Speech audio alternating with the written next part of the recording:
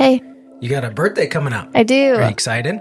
Totally. Last birthday as a teenager. Yeah.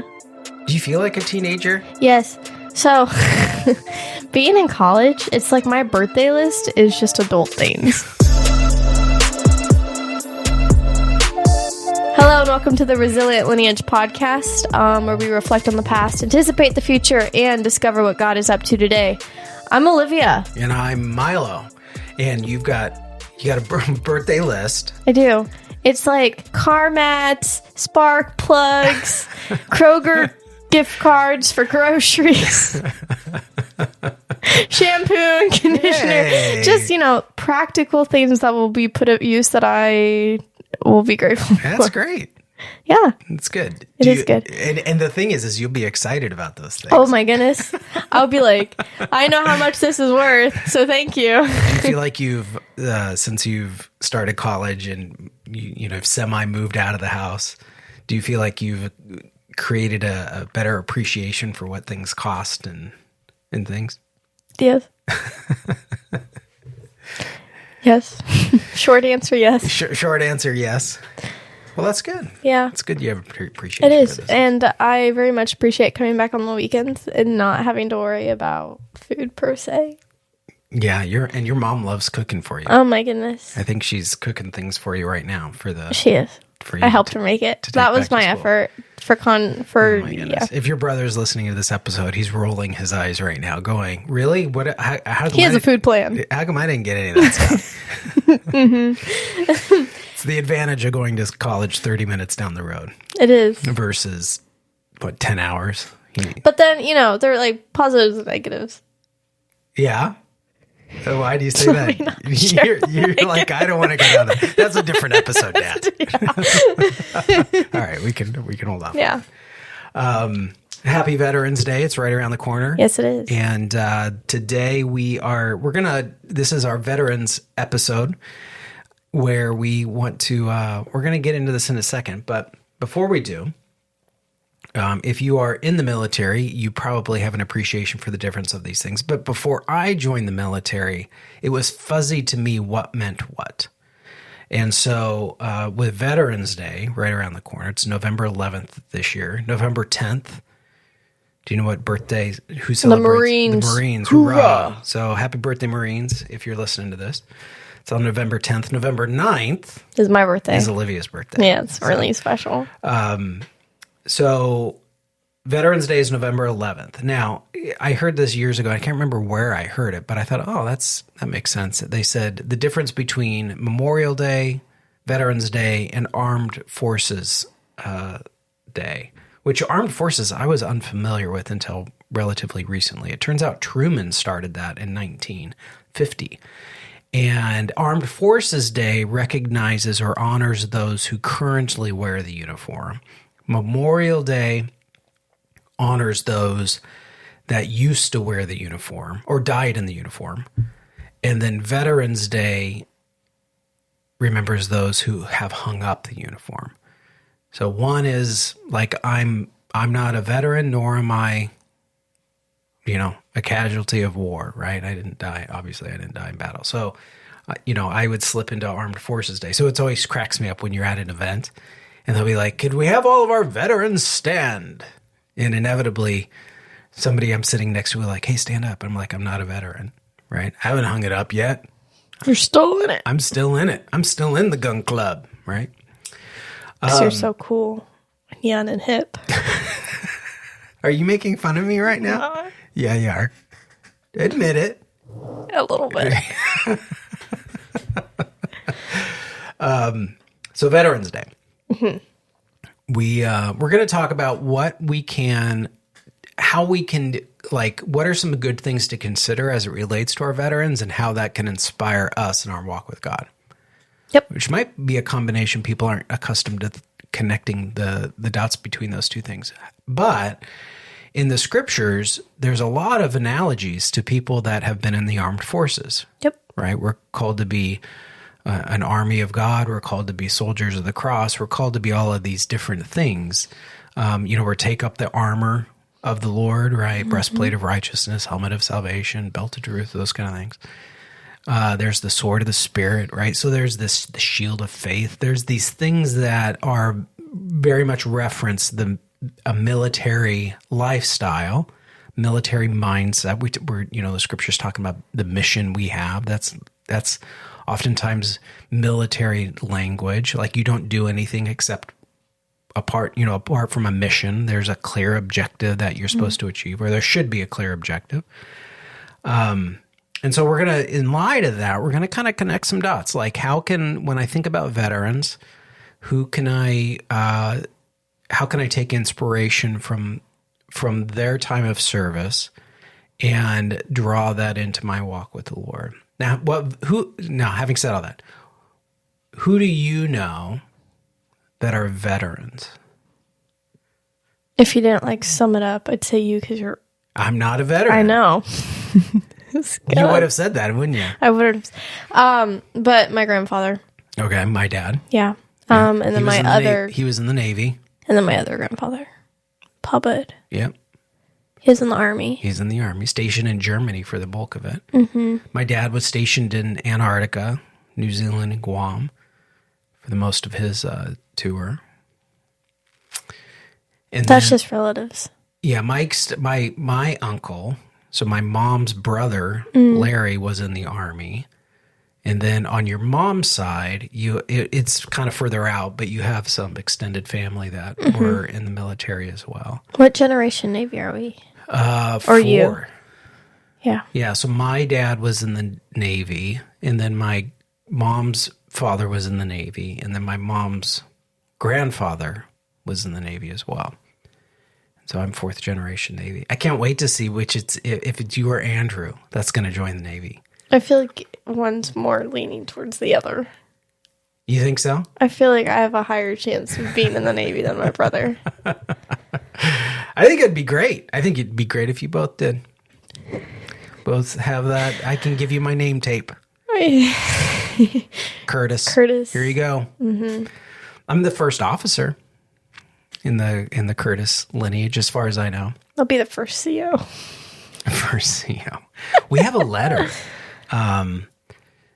We have a letter from, it goes back to the 1800s of one of my relatives was in the Army. And it's a letter he wrote to his sweetheart. Maybe we'll save that for the Valentine's Day episode. That'd be sweet. Because he talks about crying as he watched her ride away in the carriage. Or he was riding away on his wagon. I can't remember. This is back in the 1800s. It's a long time ago. That's sweet. Yeah, it is. It's an interesting letter. Okay, so today we're going to explore big idea. Some of the admirable attributes of a lifestyle that we can learn Admirable. from. What did I say? Admiral? The Admiral. It's spelled Admiral. Where? I'm looking at the notes. Admirable. Well, even if it's spelled Admiral. I thought that was you trying to be clever with inserting No, that's not me being clever. Well, I should have just gone with my gut, but I was just like, you know what? I'm gonna say. Where do you even see that? I don't even see exploring some of the admiral attributes of a lifestyle that we can learn from. Look at that. Look at that. Ugh. Let's not point fingers and play the blame game. Yeah, sorry. Yeah. I'll let you do that. Says me reading a script because I can't think for myself. Well, anyway, today, Veterans Day. Well, this episode's in honor of Veterans Day, but veterans offer us an example of what it means to live a life that is on a mission and ready to sacrifice. Yeah, so we should, without going too much further, if you're a veteran, thank you for your service. Appreciate it. Hopefully, you feel appreciated today, and hopefully those that you love and those that you know will honor you today. Hopefully you'll get a discount at a restaurant, or there'll be something that you experience that will experience the appreciation from others. So if you're a veteran, appreciate all you did, and we're going to honor you as we walk through these things. So what we're going to consider is the attributes, the admirable attributes that we see in military vets, and how that can inspire us in our walk with God. So the first one, and I think this goes without saying, is, being in the service is supposed to be about a service To others, right? You're part of this thing that is greater than yourself. You're part of this institution. I oftentimes have the chance to talk with folks that are getting ready to get out of the military because, we're talking about what's next for them and family and transition. And sometimes if they're in their checkout process at a command, they have to hit up all these different offices and get signatures. And the chaplain should be on that checkout sheet. And so they'll swing in my office and we'll talk. And I'll oftentimes ask them, I'll be like, what are you looking forward to? What are you nervous about? Things. And one of the things that oftentimes comes up is they'll say, I have to remind myself that this thing is going to keep going whether I'm here or not. It's not like the Navy. If you're doing something, there's nothing you're doing that your absence, the Navy will not recover from quickly, which is very humbling. Right. So if you're in the military to have a sense of like, I'm going to leave my mark, I'm going to leave my, it's like, no, you're not. The mission still goes. Yeah, the mission still goes. In fact, you anything you do, there's redundancies built into place so that if you were to, become a casualty of whatever kind, that you are unable to do your job for whatever reasons, there will be somebody who can slot right in and keep doing it, which is, some people would be like, oh, that's very depressing. It's like, well, kind of, but not really. Like that's sort of the aim is not to do this job because you get anything out of it. I'm glad what military members get paid and, get a fair wage and things like that and benefits and all that sort of stuff. But first and foremost, it's to be a life of service, right? To support and defend the Constitution of the United States of America. And so, and it's to be this life that is in service towards this ideal. It's in service towards the American people. You're going to read that passage for us? So in Mark 10, verse 45, it says, "For even the Son of Man did not come to be served, but to serve." Yeah. And I think that's, one of the things I want to encourage folks is if you're in the service right now, if you're in the military, is that the attitude you're going into your day with? Is that the attitude that you take into your shop or your work center or your division or your department? If you're in command, is that the attitude you have towards the command that you are there to serve? Or is it one of these like, no, what am I going to get out of this? And I've been around those folks that are kind of have that selfish, self-focused attitude. And it's very, it's like life sucking. They just suck the life out of every space they end up being in. Because it's just gross to be around. Yeah. So Veterans Day, I think when you look at those and they're not wearing the uniform anymore, they're not in that place where they have to worry about getting a phone call and saying, hey, pack your bags. You're getting chopped to this unit and you're getting deployed or whatever it is. They don't have to live with that sort of realization, but they did at one point in time. And I think, as you think about this is coming up before Veterans Day, so hopefully this will give you some time to think about those veterans that may be in your life and think about what has their service been that has positioned you to be able to learn from them how to have that kind of perspective towards life, whether it's because you're in the military or it's or you're not, right? Maybe you're a veteran and but what's your attitude towards your neighbors? What's your attitude towards extended family? What's your attitude towards the people that teach at your kids' school? Those different places. When you go into a restaurant, when you go to a store, when you as you walk through life, do you kind of have this like, I'm paying, they should serve me? Like, do you have that kind of demanding attitude, or are you one that's there to sort of come alongside and help out? It's true. My dad, I think, embodied that really well. He, the churches we were a part of, we were always volunteering to do something. Usually, he's in construction. And so usually it involves something related to the church facilities, cleaning or on a Saturday we'd be out raking leaves or, just doing stuff, maintenance around the church to help it look good and be maintained well. So, what does it look like for you to step into that idea that you have service towards others?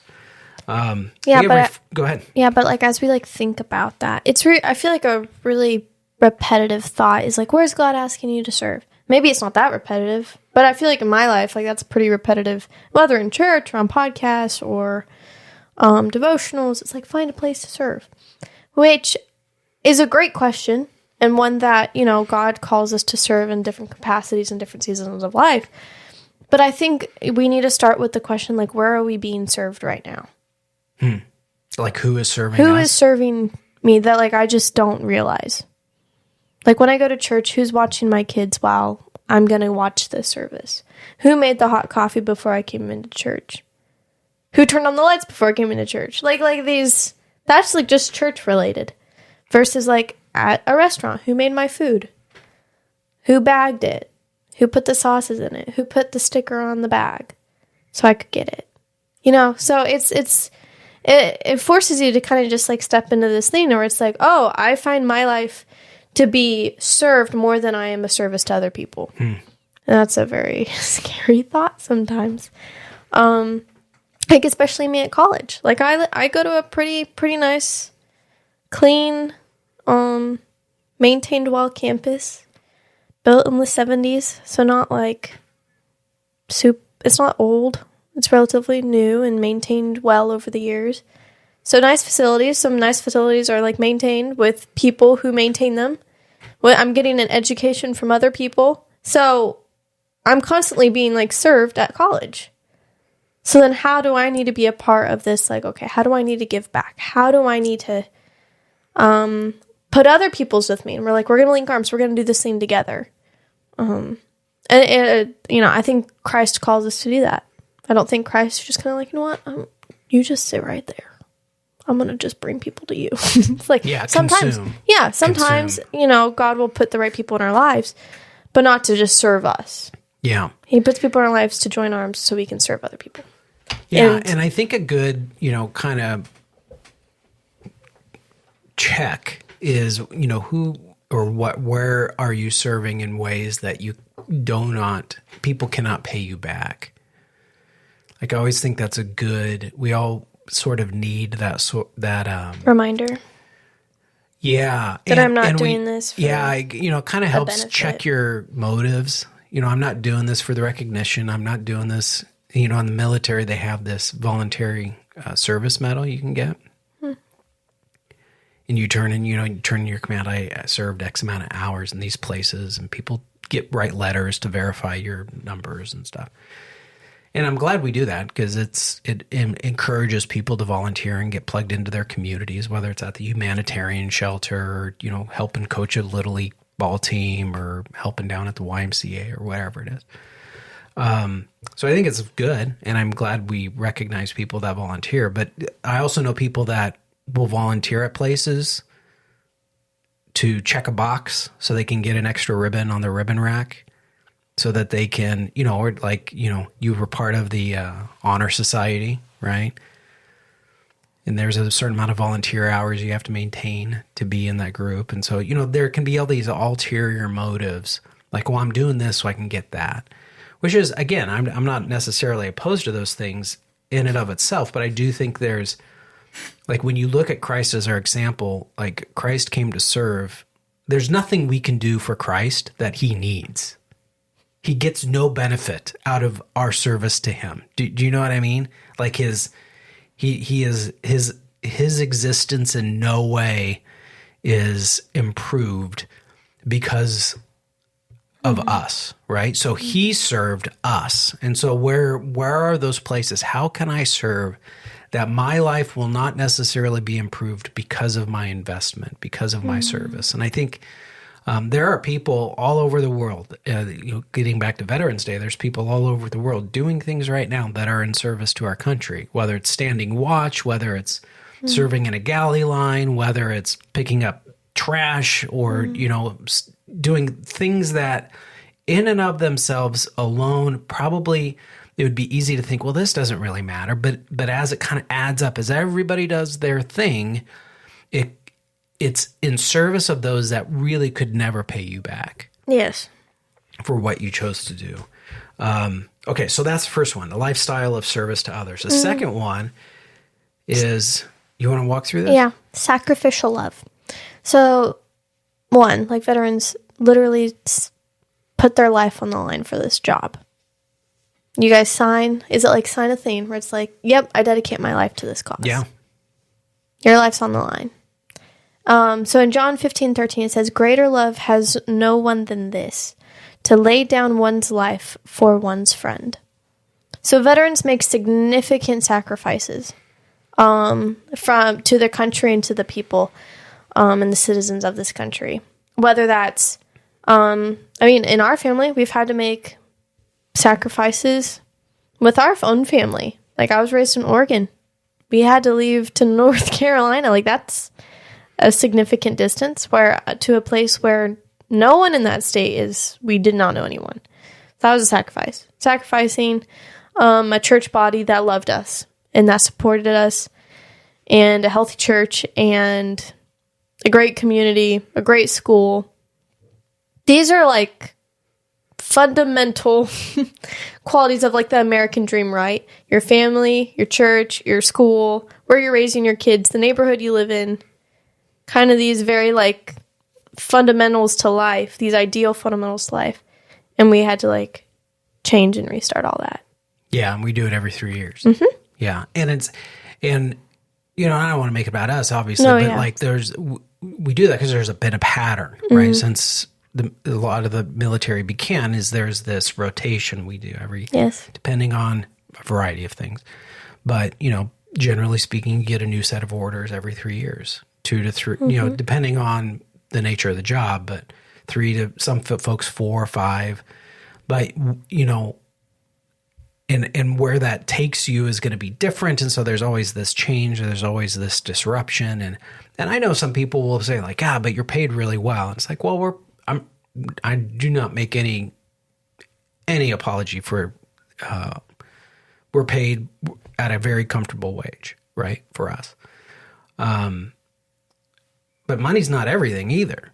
That's not the whole of what life is supposed to be about, is how much money I'm making. And I think there's a lot of people that, I was talking with somebody the other night where they said, I make good money, but I don't know anybody here, and I'm kind of lonely, and I'm tired, and I'm working long hours. And it's like, there's this, there's sacrifice to that. There's people that are deployed. We've had friends of ours who have been deployed and missed the birth of their children, missed the anniversaries and birthdays and holidays, and it's just a ton of stuff. When COVID hit, it was a absolute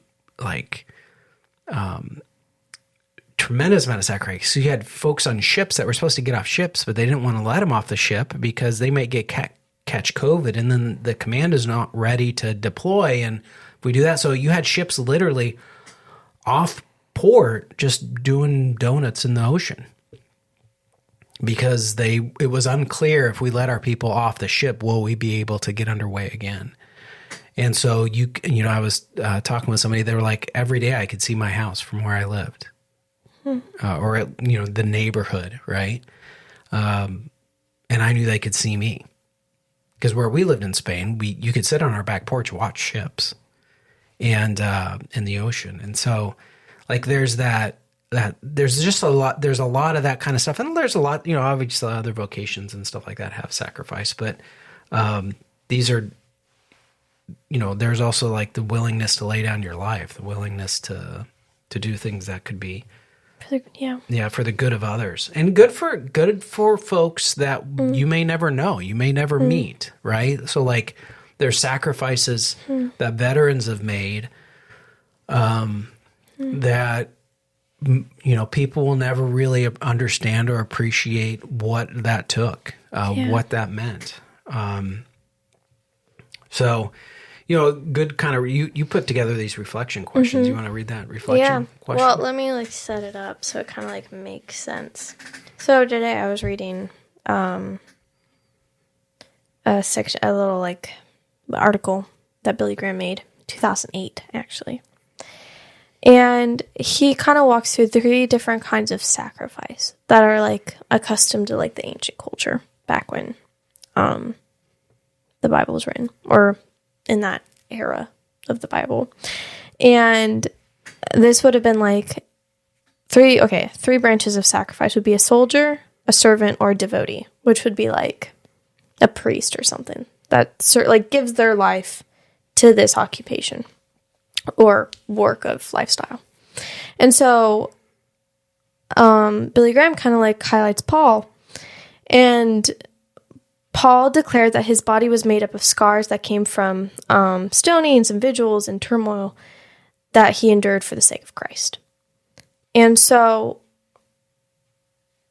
Billy Graham kind of like writes about that. Like, there are these scars that we wear because of our obedience to Christ, because of the trials we've been through, the impressions that are on our body because, of our obedience. So there's like those marks, but then there's also the marks of like sin, like that we just indwell, like the marks of like indulging too much in stuff, or putting like false idols in our life. So there's like those sinful marks. So there's either way, there's marks on our body. Mm-hmm. So like at the end of the day, like when this life of conflict and suffering is over, like what marks will you have? And were those marks like worth sacrificing your life to? It's kind of like a deep question. Well, and that leads us to the next thing, right? Mm-hmm. Because in some ways these two things are related. So if one is, when you see a veteran, it's somebody who has had this lifestyle of sacrificial love. And I think a good question to ask ourselves is, what are the marks that I carry that demonstrate I've had that kind of love? And then the second thing, I think it's important to put these two things together, which is, it's a lifestyle of hope and healing. Hope in God, and a hope that God will, there's more you put here, a hope in God will produce a miraculous healing, right? And I think that's great because I look beyond the VA to provide me my medical benefits, when I'm out of the military. I'm looking towards the Lord that ultimately is going to bring ultimate healing in my life beyond just this life. Yes.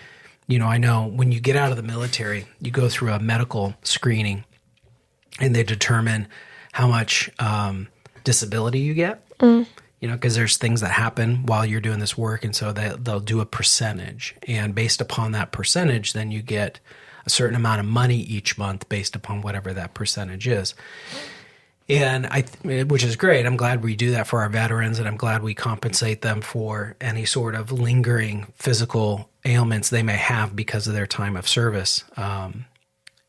So I think that's fantastic. I at the same time, I think it's easy for any of us, whether we're in the military or we served or have never raised our right hand and sworn an oath to protect anything. There's this piece in that where it's very easy to start looking towards, well, if they would compensate me for what I've suffered, then I'd be fine.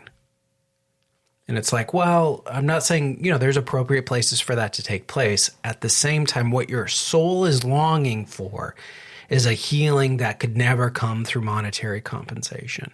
That could never come through the physical healing that the amazing medicine and medical doctors that we have today that they could bring. That there's something deeper that can only really be touched by the Lord. And there's this, where am I putting my hope? Am I placing my hope in the Lord? Psalm 147:3 says, God heals the brokenhearted and binds up their wounds.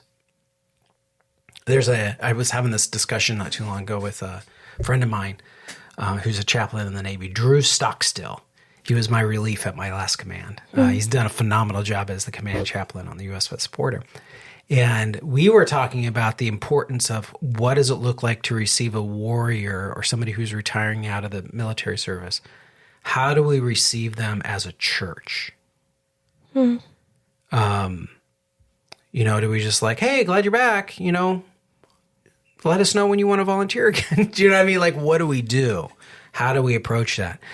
So he wrote a really powerful article. In fact, it just was released last week and got published. And in it, he has a liturgy of welcoming back a warrior or welcoming back a veteran into sort of the civilian life of things. And but it's this thoughtfulness that there's going to have to be some healing. There's going to have to be some reestablishment of hope that maybe, or a different understanding of what hope looks like now that you're not on the front line of something.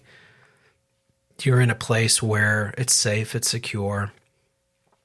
You know, people aren't on guard and stuff. And so, you know, what does it look like to step into that type of environment where the church, particularly God's people, can welcome that person and encourage them to step into that hope and healing that the Lord has for them. That's good. That's good.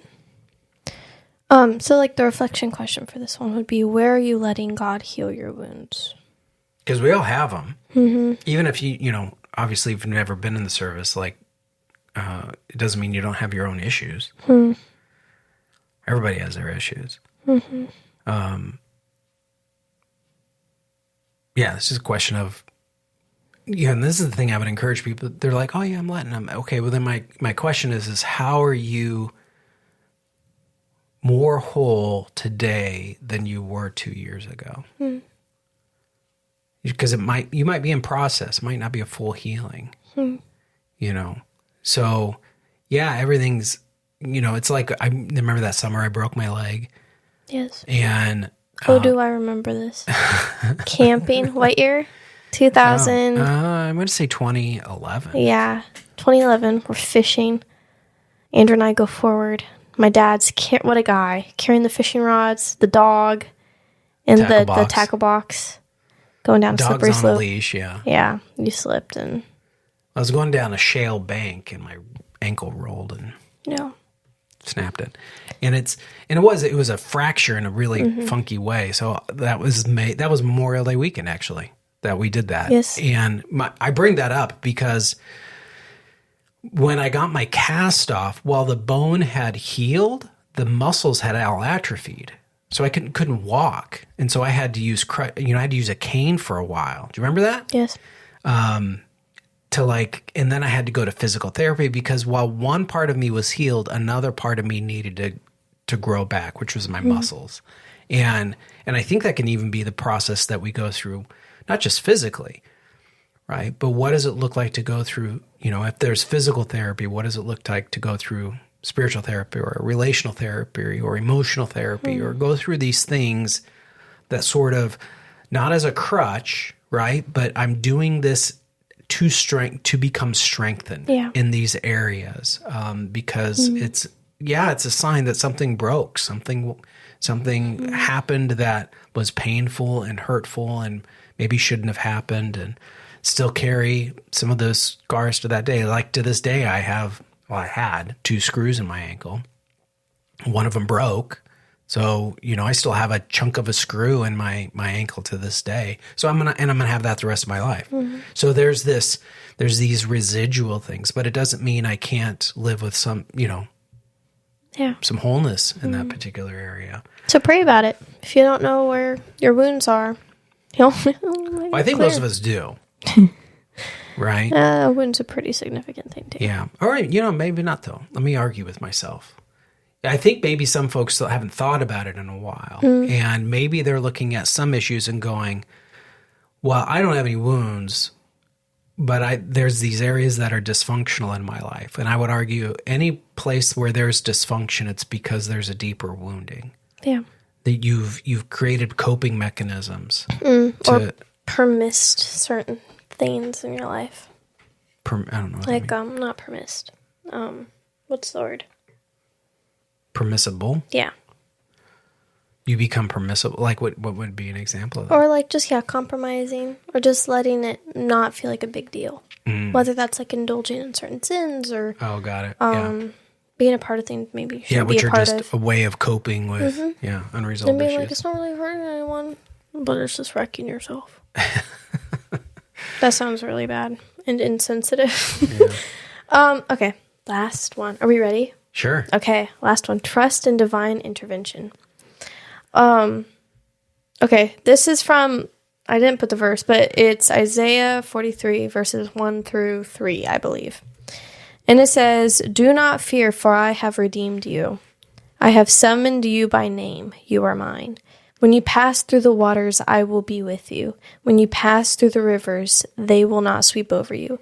And when you walk through fire, you will not be burned, for the flames will not set you ablaze." As we developed these show notes, I kind of created the general outline, and then I told Olivia, I said, hey, I want you to fill in, I want you to color in some of the other parts. And so you selected this verse for this particular point. Why did you select this verse? Okay. Okay. So one, I needed a verse. So I was like, hey, Lord, like, what should bring to mind? And then I just I remembered the last part when it says, when you walk through the fire, you will not be burned, for the flames will not set you ablaze. And one, I don't often think we don't typically walk into something like an actual burning fire. That's not something we encounter every day. But we also don't necessarily think about divine intervention throughout our day. We don't see where God has come through and delivered us for something, or just granted us something that we didn't deserve, or whatever the case may be. So I remembered that last section, and there's going to be trials in your life you're going to have to walk through. You're in this verse, it says the flames will not set you ablaze. There's a flame. It's I feel when we walk into a trial, or we walk right before a trial, we see the trial, we see the fire, and we're like, wow, that's dangerous. So, okay, where's the water? How are we going to put this out? God, can you cut? Or there's a flood. Where's the boat? Where's the boat? There's this path I'm supposed to go on, but then this isn't the path. Lord, surely this isn't the path. Can you just get rid of this obstacle so I can go on? I feel we have that mindset where God will just kind of rid us of this opportunity. Lord's no, there's fire. I want you to walk in it. It won't burn you. Walk through it. Just walk through it.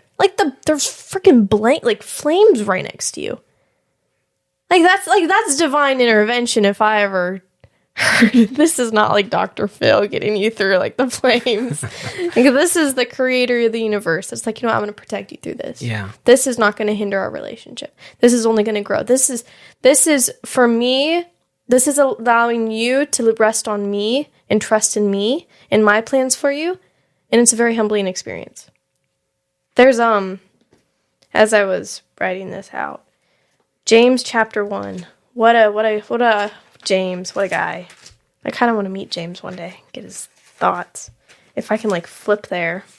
Anyway, it talks about trials. It's really good. If you can't hear Olivia's flipping madly through her Bible, this is a sign of great preparation. Okay.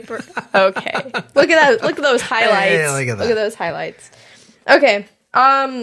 James it starts in verse 2. It says, "Consider it pure joy, my brothers and sisters, when you face a trial of many kinds, because you know that it's the testing of your faith produces perseverance. Let perseverance finish its work, so that you may be mature and complete, not lacking anything. And if any of you lack wisdom, you should ask God, who gives generously to all without finding fault, and it will be given to you." And then, it says, "Blessed is those who persevere under trial, because having stood the test, that person will receive the crown of life that the Lord has promised to those who love him." Not beautiful? Yeah. Not beautiful. And I think, too, what I like about this Isaiah, well, both of those passages, but this Isaiah passage is the Lord doesn't say, hey, when you go through the rivers, I'm going to be there. When you come through the floods, I'm going to be there. When the fire is there,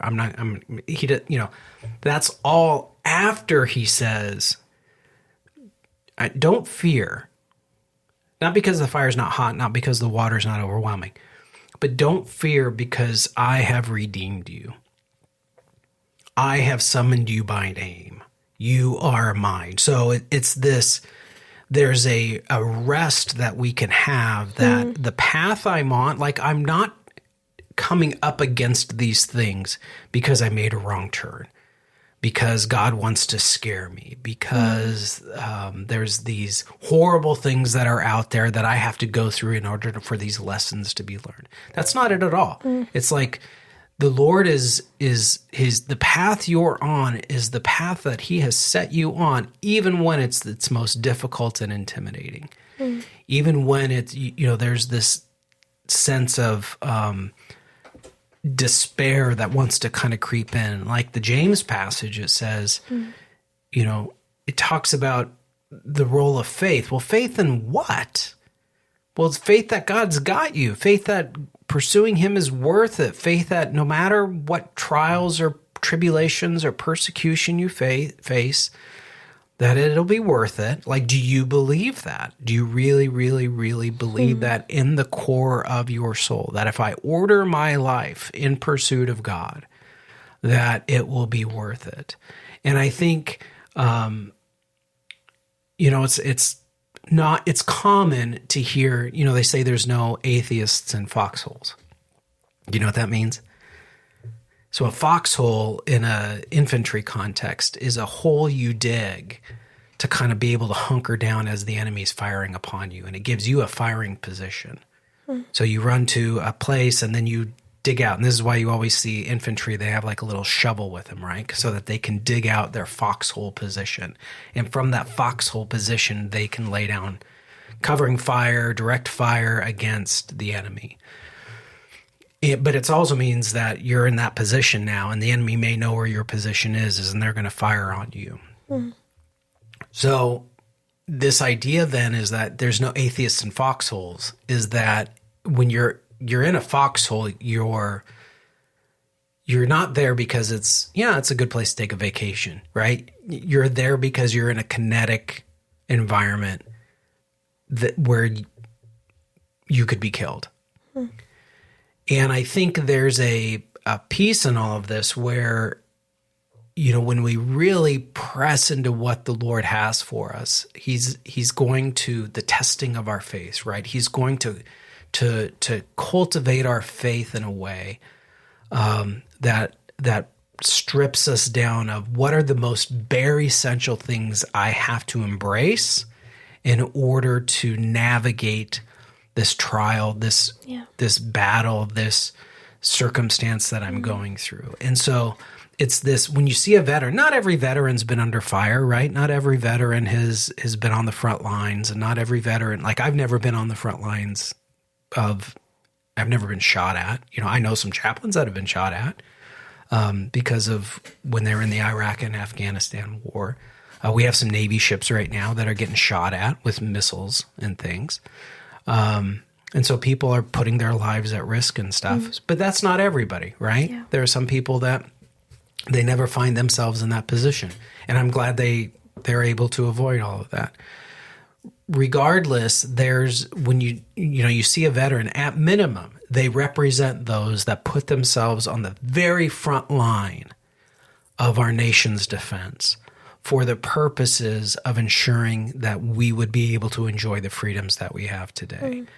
And many of them, a veteran, I think you could look at them and be reminded that this is a person who has had to come to a place of, there's a chaplain that says it this way. He says, trusting in a strength that is beyond yourself. Where do you, what strength do you lean into when yours would fail you?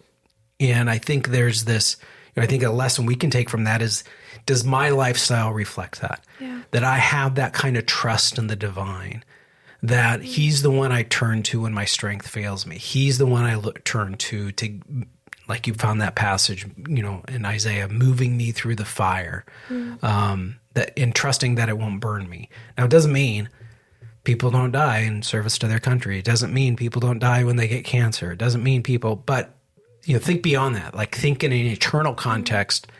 That's the perspective the Lord has, that there's this day of redemption. There's this day of where all will be made whole, particularly for those that have trusted him. Absolutely.